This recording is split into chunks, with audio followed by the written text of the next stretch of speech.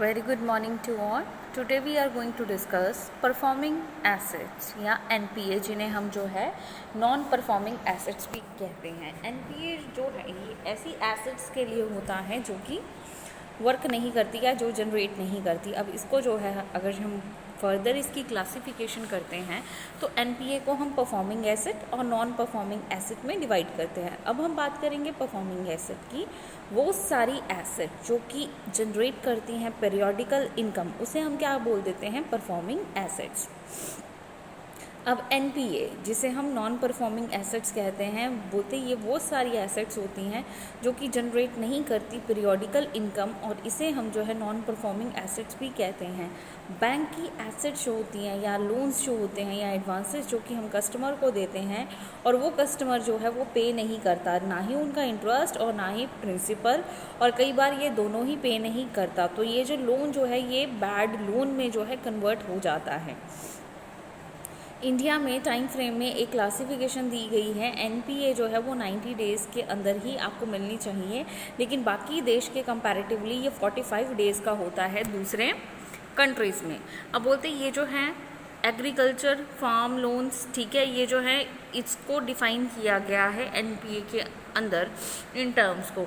अब बोलते ये जो शॉर्ट ड्यूरेशन होती है क्रॉप्स की, एग्रीकल्चर लोन की, जैसे कि पैडी है, ज्वार है, बाजरा है, तो ये लोन इंस्टॉलमेंट या इंटरेस्ट पे होता है, लेकिन अगर ये पे नहीं किया गया है 2 क्रॉप सीजन्स के लिए तो हम इसे NPA मानते हैं। और अगर हम लॉन्ग ड्यूरेशन क्रॉप्स की बात करते हैं तो 1 क्रॉप सीज़न जो है वो ड्यू डेट में होता है। अब बोलते प्रोविजंस, ठीक है, प्रोविजंस जो है वो इसके रिगार्डिंग क्या है? बोलते हर एक लोन जो है वो हम देते हैं और बैंक को जो है कुछ एक्स्ट्रा फंड जो है वो साइड पे रखना पड़ता है ताकि वो उन लॉसेस को जो है वो क्या कर सके, कवर कर सकें, और इसे हम क्या कह देते हैं? प्रोविजनिंग। अगर जो कुछ भी गलत होता है तो हम जो है उस अमाउंट में से या जो पार्ट हमने ऑलरेडी सेव करके रखा है उसमें से हम उससे यूज़ करके करेक्ट कर सकते हैं, और इस चीज़ को हम क्या बोल देते हैं? प्रोविजनिंग। या प्रोविजनिंग कवरेज रेशो जो है ये क्या होती है? रेफ़र किया जाता है फ़ंड को जो कि हम साइड पे रखते हैं बैंक्स के द्वारा, और इसमें जो है फ्रैक्शंस वो हम लोन्स में प्रोवाइड करते हैं, ठीक है। अब हम बात करते हैं स्टैंडर्ड एसेट्स की। अब बोलते हैं बोरोवर जो है वो पे करता है अपने ड्यूज रेगुलरली या फिर टाइम पे, तो बैंक जो है इन्हें कहेगा लोन, और ये जो है स्टैंडर्ड एसेट्स होती हैं। और एज़ पर नॉर्म्स बैंक को जो है जर्नल प्रोविज़न जो है वो 0.40% जो है वो बनाना पड़ता है, और इसमें सारे लोन्स या एडवांसेस जो हैं वो हम देखते हैं। अब बोलते हैं इसमें जो है हमें एग्रीकल्चर, स्मॉल या मीडियम एंटरप्राइज सेक्टर्स जो हैं वो हमें दिए जाते हैं, लेकिन अगर से कुछ गलत होता है तो ये लोन जो हैं ये टर्न हो जाते हैं बैड लोन में। और ये जो PCR है ये क्या करेगा? इंक्रीज़ करेगा या डिपेंड करेगा क्लासिफिकेशन किसकी? NPA की।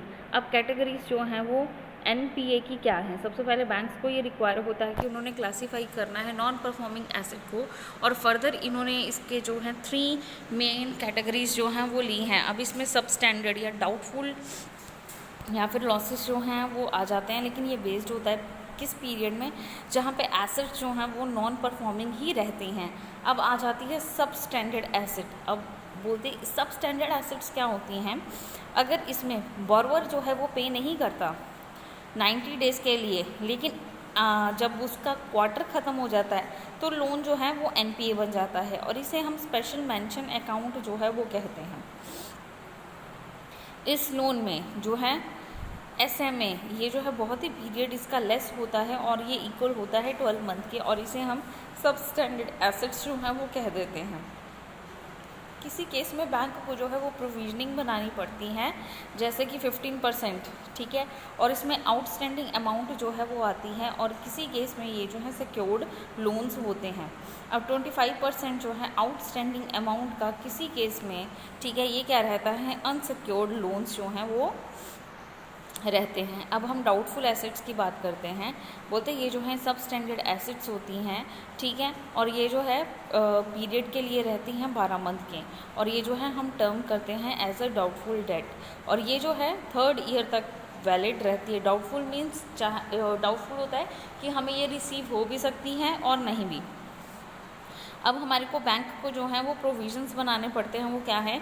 अगर से अप टू 1 ईयर है, 1 to 2 3 ईयर है, या मोर देन 3 ईयर्स है, तो अप टू 1 ईयर वो क्या करेगी 25% जो है आउटस्टैंडिंग अमाउंट रखेगी, और किसी केस में जो है सिक्योर्ड लोन्स का, ठीक है, 100% जो है वो आउटस्टैंडिंग अमाउंट होती है, और किसी केस में ये जो है अनसिक्योर्ड लोन्स होते हैं, ठीक है। 40% जो है वो आउटस्टैंडिंग अमाउंट होती है और ये सिक्योर्ड लोन्स होते हैं, और ये 100% होते हैं आउटस्टैंडिंग अमाउंट के।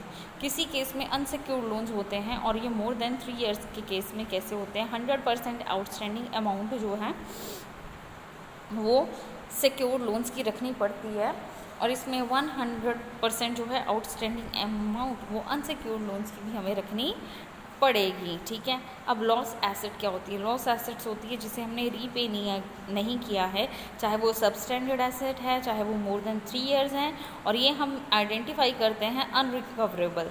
अनरिकवरेबल क्या होता है? इसमें इंटरनल एक्सटर्नल ऑडिट जो है वो होता है, और इसे हम कहते हैं लॉस एसेट। एनपीए जो है वो हम डिक्लेयर कर सकते हैं लॉस कब? अगर ये जो है हम आइडेंटिफाई करेंगे, और इसमें जो है इंटरनल और एक्सटर्नल ऑडिटर्स होते हैं। अब हम बात करते हैं एग्जाम्पल की। एनपीए के एग्जाम्पल क्या है? बोलते हैं हमें सपोज करना है कि पार्टी जो है वो डिसबर्स है, और इसमें लोन जो है वो जनवरी 1, 2020 तक है, और बोलते हैं इसमें जो है ड्यू डेट है वो किसकी है? जून 1 की 2010। लेकिन पार्टी जो है वो पेमेंट नहीं कर रही है, तो ये जो है स्टैंडर्ड एसेट बन जाएगी जैन 1 से कब तक? 2010 तक, जब तक कि ये जून इसकी ड्यू डेट है। अब इन्होंने स्पेशल मेंशन अकाउंट किया है, वो कब होगा? 2 जून से कब? अगस्त 29 तक, यानी कि पहले उसका एक पीरियड था, फिर उन्होंने इसको सबस्टैंडर्ड की ड्यू डेट में डाल दिया, उसके बाद उन्होंने स्पेशल मेंशन अकाउंट में एसएमए में डाल दिया, जो कि अगेन 90 डेज़ का था, और ये जो है सब स्टैंडर्ड बन जाएगी अगस्त 30 से अगस्त 29 तक, ठीक है। देन ये जो है डाउटफुल हो जाएगी 30 अगस्त से कि पता नहीं ये हमें वापस मिलेगा भी या फिर नहीं, तो उसके बाद ये डाउटफुल एसेट रहेगी पीरियड ऑफ 3 ईयर्स के लिए। मे बी शायद वो 3 ईयर्स में आपको ये पे कर भी सकता है और नहीं भी, और इसमें 12 मंथ की जो है वो बिगनिंग होगी, और ये जो है ऑडिटर्स आइडेंटिफाई करेंगे इसे लॉस, और ये असाइन की जाएगी एज अ लॉस एसेट में, जो कि हमने पीरियड्स को आइडेंटिफाई करना है 3 ईयर्स के लिए। ग्रॉस एनपीए, ठीक है। ग्रॉस एनपीए जो होता है ये क्या होता है? एक तरह का सम टोटल होता है हमारे लोन्स का या एसेट्स का, जो कि हमने क्लासीफाई करना है, और ये एनपीए जो है आरबीआई गाइडलाइंस होता है, और इसमें जो है बैलेंस शीट हमें बताई गई होती है, और इसमें सारे के सारे कंसिस्ट करते हैं नॉन स्टैंडर्ड एसेट्स या फिर सब स्टैंडर्ड या डाउटफुल या फिर लॉस एसेट्स, और इसको हमने कैलकुलेट करना है एनपीए में। एनपीए को हमने कैसे, ग्रॉस एनपीए कैसे होगा? Gross NPA divided by gross advances. अब टोटल ग्रॉस एनपीए जो है ये जो है इंक्रीज़ हो रहा है, ठीक है। जैसे ये देखिए क्या है, ये धीरे धीरे जो है इंक्रीजिंग में जा रहा है। पहले ये जो था 1.90 से जो था तब तक था, अब बोलते हैं एनपीए जो है वो इंक्रीज़ हो रहा है रुपीज़ 2.208 लाख से लास्ट क्वार्टर में टू 2.277 लाख, और क्वार्टर जो है ये इंक्रीज़ हो रहा है 3.13% के साथ, ठीक है।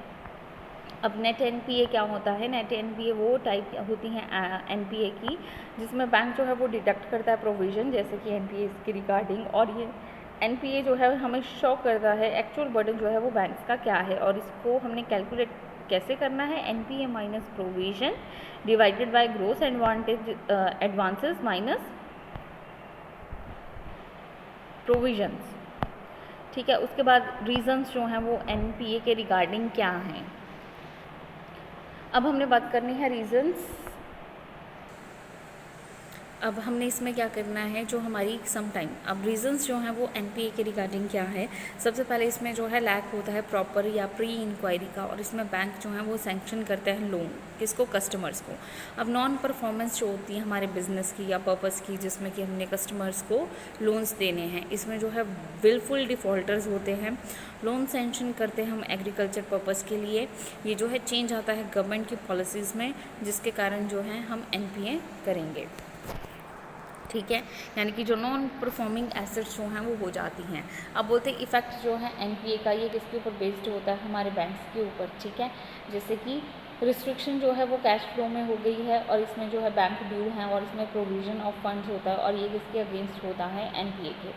इसमें जो है ड्रेन होता है हमारे प्रॉफिट का, या बैड इफेक्ट जो है वो गुडविल का होगा, या बैड इफेक्ट जो है वो इक्विटी वैल्यू पे निकाला जाएगा। ठीक है, अब कौन कौन सी टूल्स इसे रिकवर करने के लिए हम यूज़ कर सकते हैं, जैसे कि लोक अदालत होती है, बैड रिकवरी ट्रिब्यूनल्स होते हैं जिसे हम TRT भी कहते हैं, सफारिसी एक्ट होता है, ठीक है, asset recovery construction industry limited होता है जिसे हम आरसेल कहते हैं, देन कॉरपोरेट डेट रिस्ट्रक्चरिंग, ठीक है, जिसे हम CDR भी कहते हैं। तो ये जो थी ये हमारी नॉन परफॉर्मिंग एसेट्स के रिगार्डिंग जो थे हमारे रीजंस थे, टूल्स थे जिसके थ्रू हम उसे कर सकते थे। ठीक है, तो ये सारा आपका टॉपिक जो है बच्चे NPA का ये कवर होता है, और कोई भी प्रॉब्लम है आप पूछ सकते हैं। आई होप आपको लेक्चर समझ में आया होगा। Thank you class.